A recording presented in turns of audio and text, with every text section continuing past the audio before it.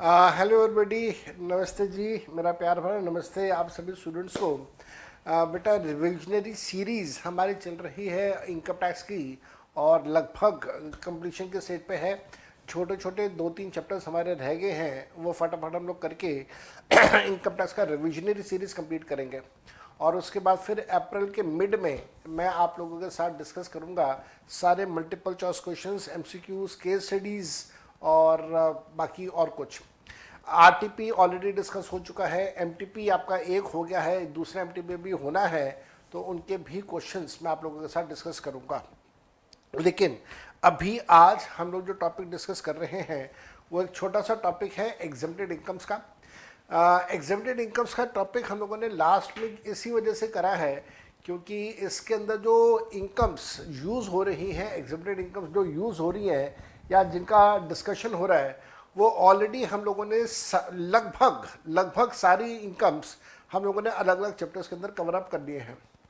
तो बेटर ये रहता है कि साहब इस चैप्टर को हमेशा लास्ट में किया जाए, क्योंकि सारी चीज़ें अलग अलग चैप्टर में डिस्कस हो जाती हैं तो लास्ट में आते आते ये चैप्टर अपने आप ही कंप्लीट हो जाता है।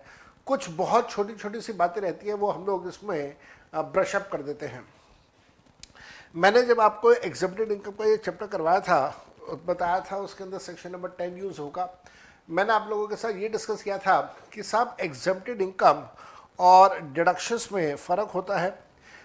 जब कभी भी आप किसी इनकम की कैलकुलेशन करते हैं तो आप पहले ग्रॉस इनकम निकालते हैं, फिर आप उसमें से डिडक्शंस लेस करते हैं तो आपके पास नेट इनकम आती है।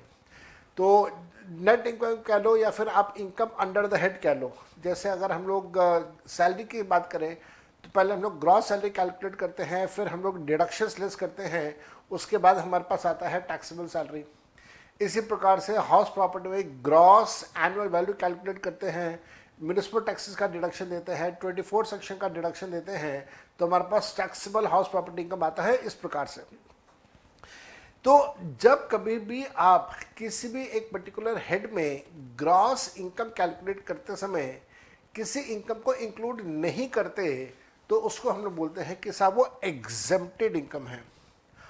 और एक बार आपने ग्रॉस इनकम में इंक्लूड कर दिया और उसके बाद आप ग्रॉस इनकम में से माइनस करते हो तो उसको हम लोग बोलते हैं कि साहब ये डिडक्शन है। तो एग्जेम्पशन अलग चीज़ होती है, डिडक्शन अलग चीज़ होती है। सैलरी के चैप्टर की अगर मैं बात करूं तो ग्रेच्युटी का जो अमाउंट है उसमें 20 लाख रुपए का एग्जेम्पशन है।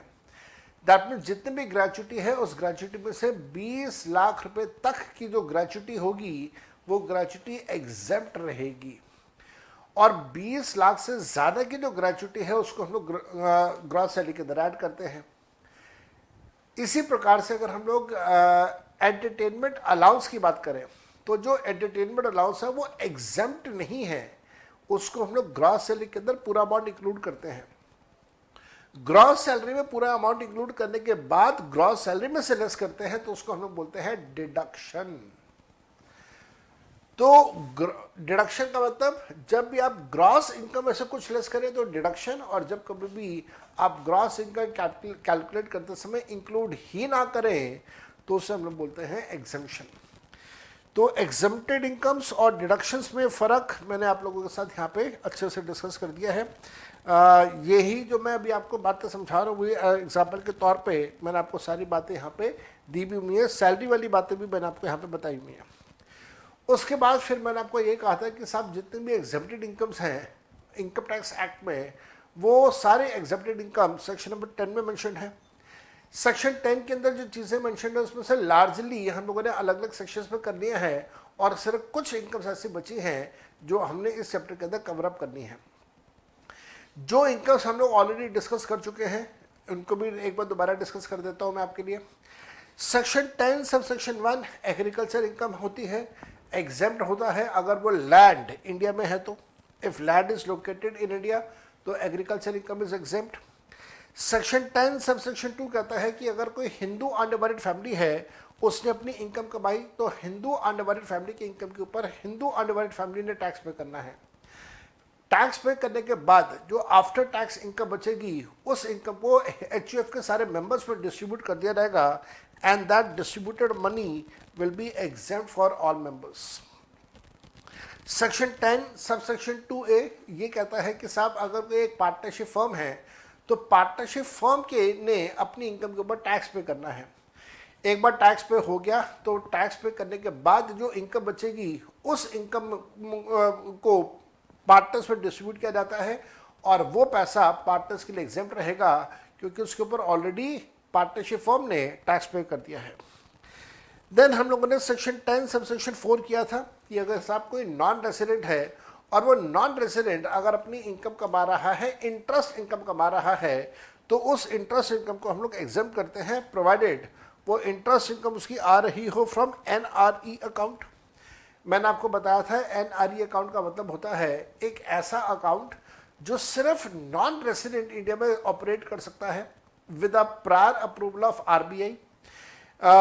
ये जो अकाउंट है इसका एक स्पेशल फीचर ये होता है कि इस अकाउंट के अंदर पैसा जब जमा किया जाता है तो वो हमेशा फॉरेन करेंसी में जमा होगा और जब आपको यहाँ से पैसा विड्रॉ करना है तो वो पैसा हमेशा इंडियन करेंसी में विड्रॉ होगा।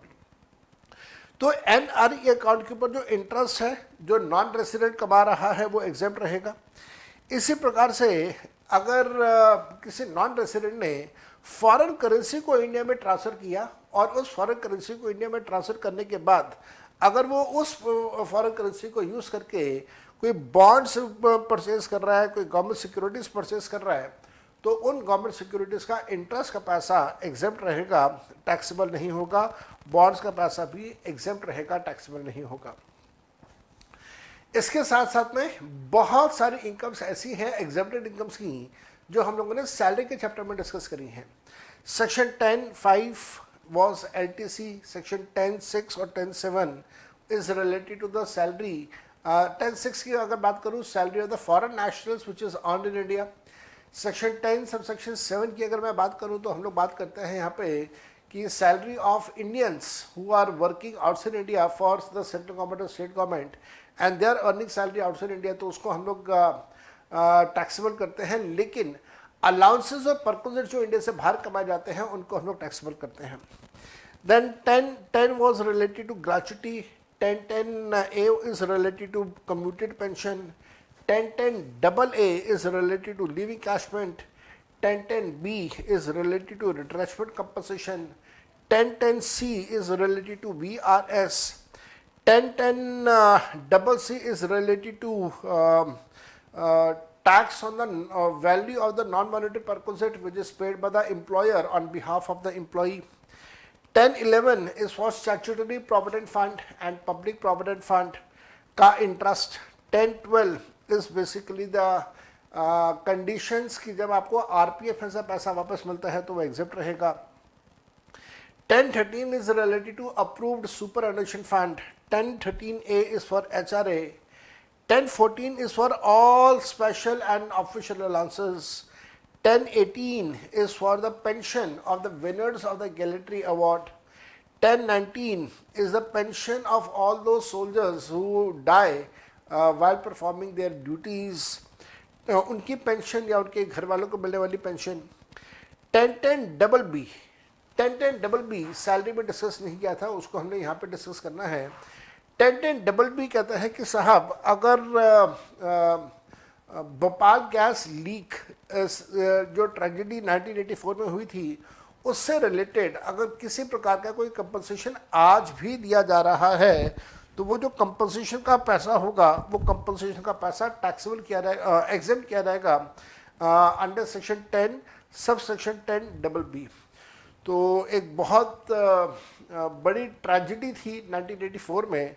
यूनियन कार्बाइड नाम की एक कंपनी थी और उनकी तरफ से भोपाल गैस लीक, उसका कंपनसेशन का पैसा एग्जेप्ट है।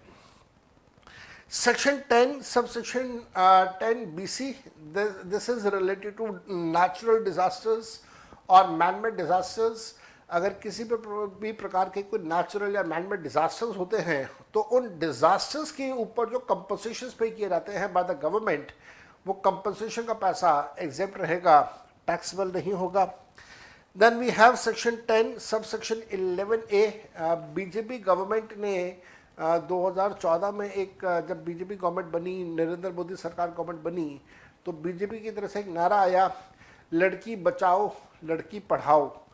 और उसी से रिलेट करते हुए इन्होंने एक लड़कियों के बेनिफिट के लिए, एक गर्ल चाइल्ड के बेनिफिट के लिए पोस्ट ऑफिस में एक स्कीम स्टार्ट करी थी with name called Sukanya Samriddhi योजना। तो सुकन्या समृद्धि योजना की जब मैच्योरिटी होगी तो मैच्योरिटी पे जो भी पैसा वापस मिलेगा वो सारा एग्जेम्प्ट है, और उसकी जो इंटरेस्ट मिलता है सुकन्या समृद्धि योजना का वो भी सारा एग्जेम्प्ट है। और सेक्शन यूज करते हैं सेक्शन 10 सब सेक्शन 11A।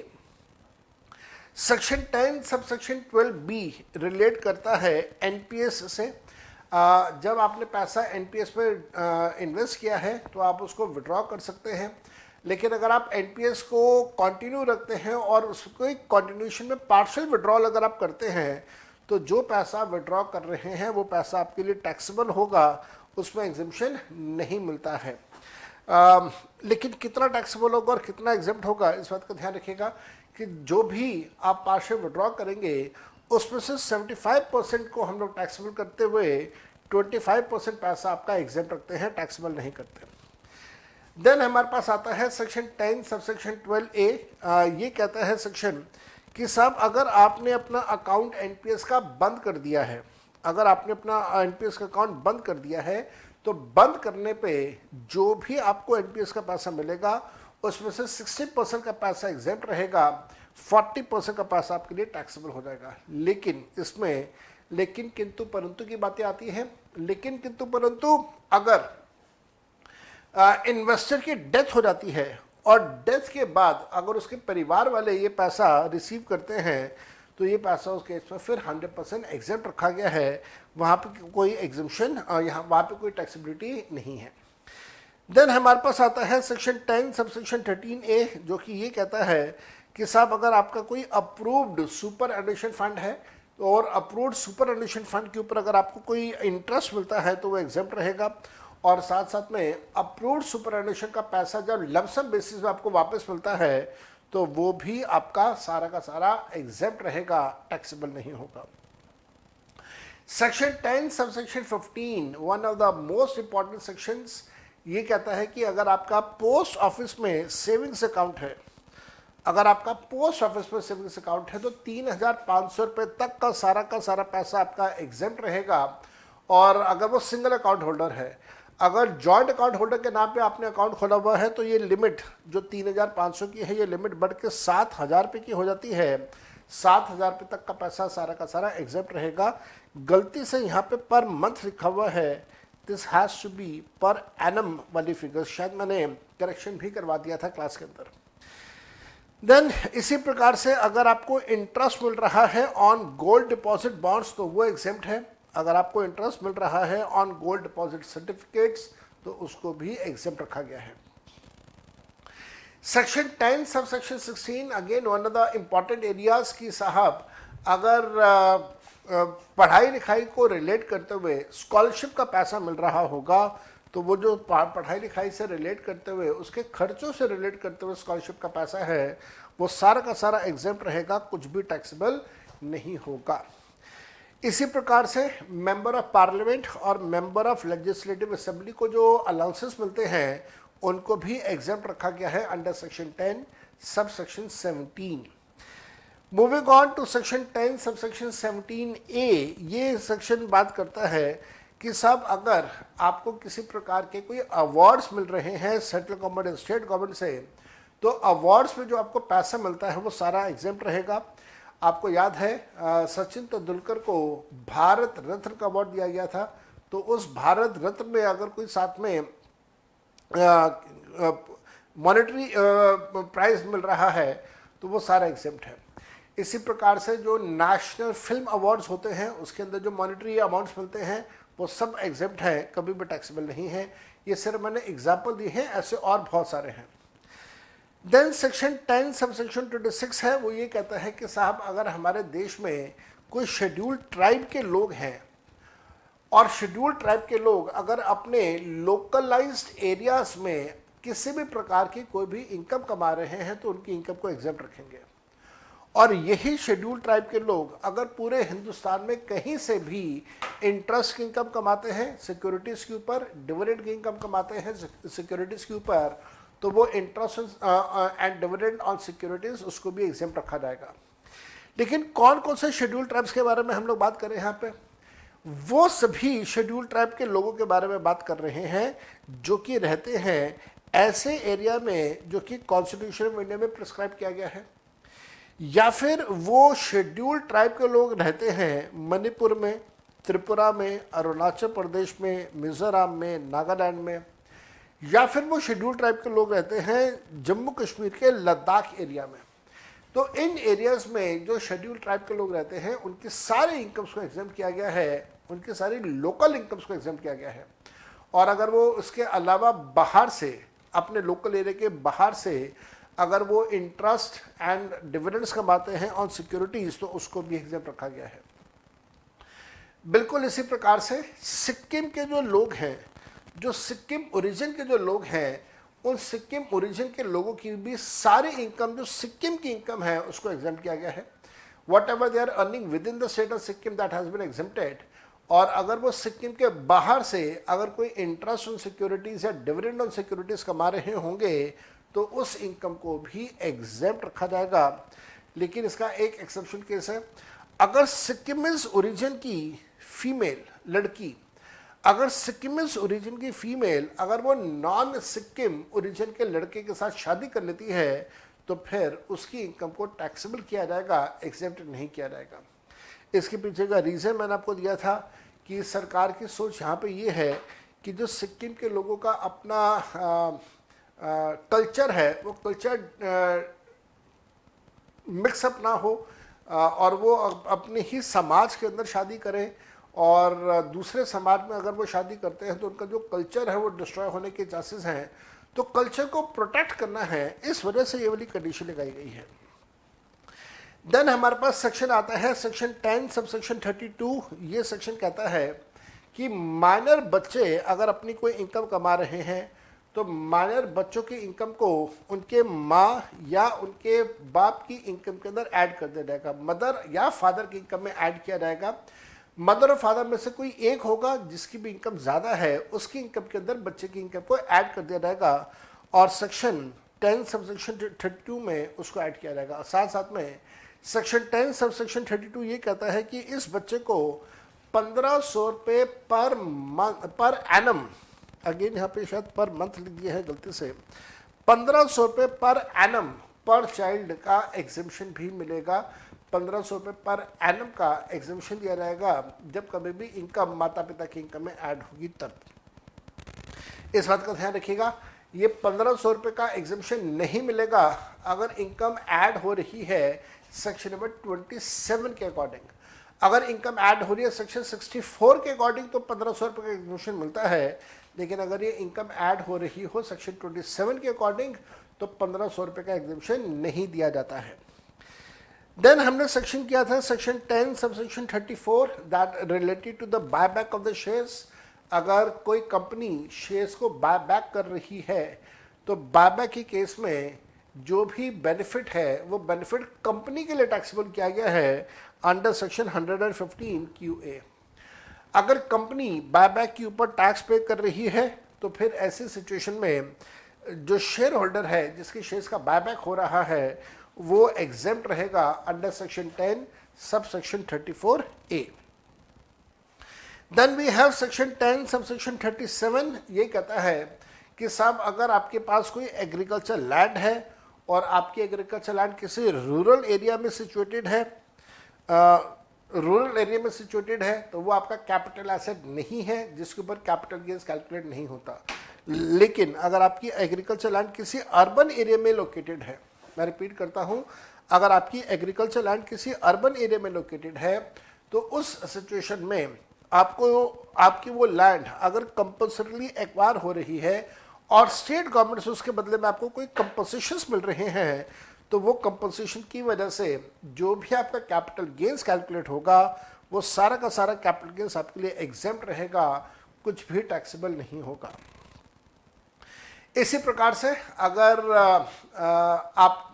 आपने कोई रिवर्स मॉर्टगेज का ट्रांजैक्शन करा है तो रिवर्स मॉर्टगेज के ट्रांजैक्शन में जो भी आपको मंथली बेसिस पे पैसा मिल रहा होगा वो एग्जेम्प्ट रहेगा, वो कभी भी टैक्सेबल नहीं होगा। इसी प्रकार से जब वो एसेट फाइनली बैंक वाले फर्दर बेच देंगे तो भी टैक्सेबल नहीं होगा, तो भी वो एग्जेम्प्ट ही रहेगा। Then last not the least, बहुत इंपॉर्टेंट कंसेप्ट हम लोगों ने करा था, that was related to life insurance policies under section 10 sub section 10D। ये क्या कहता है?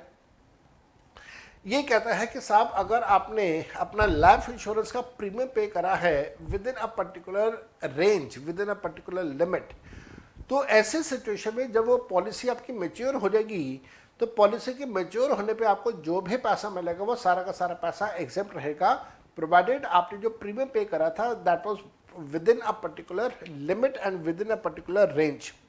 वो क्या था आओ जरा देखें। 3 पॉलिसीज थी। एक तो की मैन इंश्योरेंस पॉलिसीज का पैसा एग्जेम्प्ट रहेगा, और 80DD की जो पॉलिसी है वहाँ पे भी एग्जेम्पशन है, कंडीशन 80DD की सेटिस्फाई हो जाए। और साथ साथ में ध्यान रखिएगा, अगर आपकी पॉलिसी, मैं उल्टा बोल गया, आई एम सॉरी, मैं उल्टा बोल गया, मैं ये कह गया कि एग्जेम्प्ट रहेगा, जबकि वो टैक्सेबल होगा।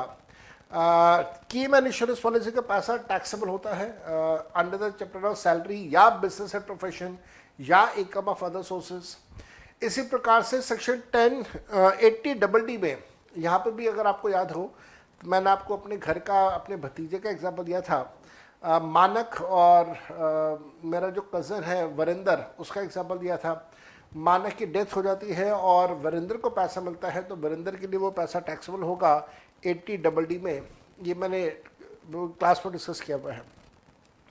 इसी प्रकार से अगर किसी भी तरह की कोई और लाइफ इंश्योरेंस पॉलिसी है, तो लाइफ इंश्योरेंस पॉलिसी का पैसा जब आपको मैच्योरिटी में मिलेगा तो वो पैसा आपके लिए टैक्सेबल होगा, प्रोवाइडेड आपने जो प्रीमियम पे करा है वो प्रीमियम 20% से ज़्यादा पे करा हो, अगर वो पॉलिसी इशू हुई थी बिटवीन 2003 एंड 2012।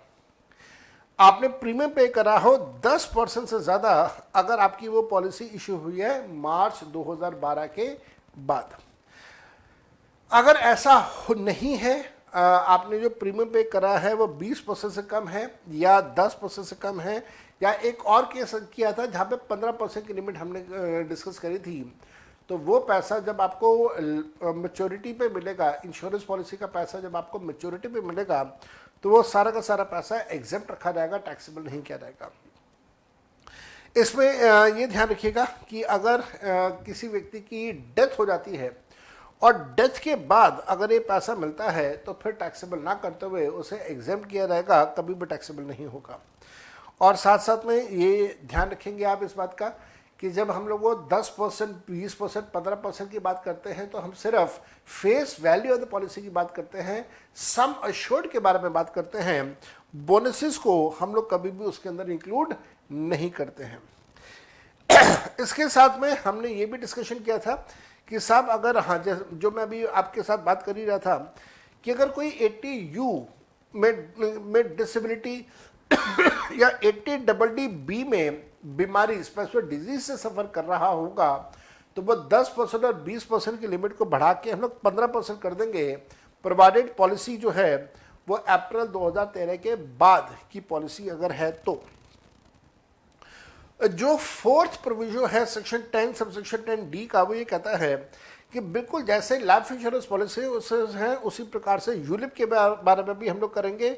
यूलिप अगर 1 फरवरी 2021 या 1 फरवरी 2021 के बाद इशू हुआ है, जिसका प्रीमियम 2.5 लाख रुपए से ज़्यादा का है, और अगर एक से ज़्यादा पॉलिसीज है तो सबका मिला के प्रीमियम 2.5 लाख रुपए से ज़्यादा का है, तो मैच्योरिटी पे जब पैसा मिलेगा तो वो पैसा टैक्सेबल होगा, एग्जेम्प्ट नहीं किया जाएगा।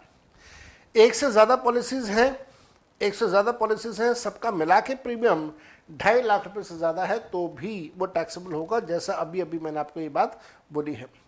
लेकिन अगर यूलिप का पैसा आपको मिल रहा है पॉलिसी होल्डर की डेथ पे, पॉलिसी होल्डर की डेथ होगी, उसके घर परिवार वालों को ये पैसा मिल रहा है, तब ये पैसा फुली एग्जेम्प्ट रखा जाएगा और कभी भी टैक्सेबल नहीं होगा। एंड इस बात का ध्यान रखिएगा, जब कभी भी इंश्योरेंस पॉलिसीज की मैच्योरिटी पे पैसा मिलता है तो उस पैसे पे टीडीएस के प्रोविजन अप्लाई होंगे और सेक्शन लगेगा सेक्शन 194DA। और 194 डीए के टीडीएस के प्रोविजन ऑलरेडी मैंने आपके साथ डिस्कस कर दिए थे in the chapter of TDS. ठीक है जी, तो यहाँ पे जाके ये छोटा सा नन्हा मुन्ना सा चैप्टर एग्जेम्प्टेड इनकम का ये भी हमारा कंप्लीट होता है, और आने वाले दिनों में बाकी के जो छोटे छोटे चैप्टर्स हैं वो सब मैं आपके साथ कंप्लीट कर दूंगा। Till the time I meet you again, bye bye and take very good care of yourself and keep on following me on my social media handles, चाहे वो आपका यूट्यूब हो, इंस्टाग्राम हो, टेलीग्राम हो, ट्विटर हो, Facebook हो, सब जगह पे फॉलो कीजिएगा। And I will love to listen from your side for your doubts.